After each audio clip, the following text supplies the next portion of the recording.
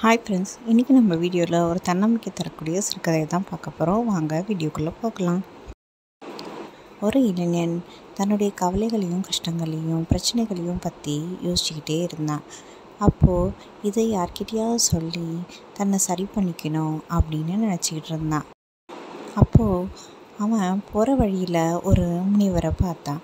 அந்த முனிவரை பார்த்து தனக்கு இந்த மாதிரியான பிரச்சனைகள் இருக்கிறதாகவும் அதனால் தனக்கு சரியான நிம்மதியான தூக்கம் வரதே இல்லை அப்படின்னு சொன்னான். இதை கேட்ட அந்த முனிவர், அப்படியா, உனக்கு சரியான தூக்கம் வரதே இல்லையா? நீ நிம்மதியாக தூங்குறதே கிடையாதா?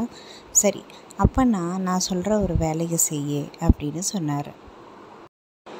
அதற்கு அந்த முனிவர் அந்த இளைஞனை கூப்பிட்டு தன்னோட குடிசையில் 100க்கும் மேற்பட்ட ஒட்டகங்கள் இருக்கிறதாவும் அந்த ஒட்டகங்கள் எல்லாம் என்ன செய்யுதுன்னு போய் பார்த்துட்டு வா அப்படின்னு சொன்னார். அந்த இளைஞன் உள்ளே போய் பார்த்துட்டு வந்து முனிவர்கிட்ட ஒட்டகங்கள் எல்லாம் நின்றுக்கிட்டு இருக்கையா அப்படின்னு சொன்னான். அதற்கு முனிவர், அப்படியா, இந்த ஒட்டகங்கள் எல்லாம் இப்போது தூங்குகிற நேரம், அதனால் ராத்திரி நேரத்தில் மொத்தமாக நீ அந்த ஒட்டகங்களை தூங்க வச்சுட்டு நீயும் பக்கத்தில் இருக்கிற ஒரு குடிசையில் போய் படுத்து தூங்கிடு அப்படின்னு சொன்னார். அதே மாதிரி அந்த இளைஞனும் ஒட்டகத்தை எல்லாத்தையும் தூங்க வைக்கிறதுக்கு முயற்சி செஞ்சான்.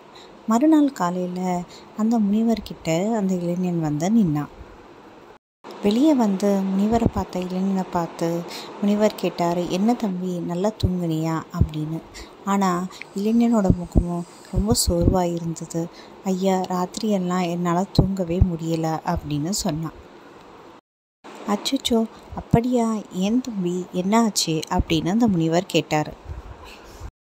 அதுக்கு அந்த இளைஞன் சொன்னான், சாமி, நான் இந்த ஒட்டகங்களெல்லாம் தூங்க வைக்கிறதுக்கு ரொம்பவே கஷ்டப்பட்டேன். ராத்திரியெல்லாம் நான் தூங்கவே இல்லை. அதில் ஒரு சில ஒட்டகங்கள் தானாகவே தூங்கிடுச்சுங்க. ஒரு சில ஒட்டகங்களோ நான் ரொம்ப மெனக்கிட்டு தான் தூங்க வச்சேன். ஆனால் ஒரு சிலதுங்க தூங்கவே இல்லை, ராத்திரியெல்லாம் நின்றுக்கிட்டே தான் இருந்தது அப்படின்னு சொன்னேன். அதற்கு அந்த முனிவர் சொன்னார், தம்பி, உன்னுடைய வாழ்க்கையில் இருக்க பிரச்சனைகளும் இது போல தான். ஒரு சில பிரச்சனைகள் தானாகவே தீர்ந்து போயிடும், ஒரு சில பிரச்சனைகள் கொஞ்சம் மெனக்கெட்டால் தீர்ந்து போகும். ஆனால் ஒரு சில பிரச்சனைகளுக்கு தீர்வே கிடையாது. அதனால் இந்த மாதிரியான பிரச்சனைகளை யோசித்து உன்னோட தூக்கத்தை தொலைக்காத அப்படின்னு சொன்னார். இதை கேட்ட அந்த இளைஞனுக்கு தன்னோட பிரச்சனைக்கு ஒரு தீர்வு கிடைச்சதா நம்பினான். ஆமாம் ஃப்ரெண்ட்ஸ், நம்மளுடைய வாழ்க்கையிலையும் இது போன்ற பிரச்சனைகள் வர்றது சகஜம்தான். அதற்காக நம்மளுடைய நிம்மதியையும் தூக்கத்தையும் நாம் தொலைக்கக்கூடாது. ஃப்ரெண்ட்ஸ், இந்த வீடியோ உங்களுக்கு மோட்டிவேஷ்னலாகவும் யூஸ்ஃபுல்லாகவும் இருக்கும்னு நினைக்கிறேன். இந்த வீடியோ உங்களுக்கு பிடிச்சிருந்தா லைக் பண்ணுங்கள், ஷேர் பண்ணுங்கள், கமெண்ட் பண்ணுங்கள், மறக்காமல் சப்ஸ்கிரைப் பண்ணுங்கள். பாய்.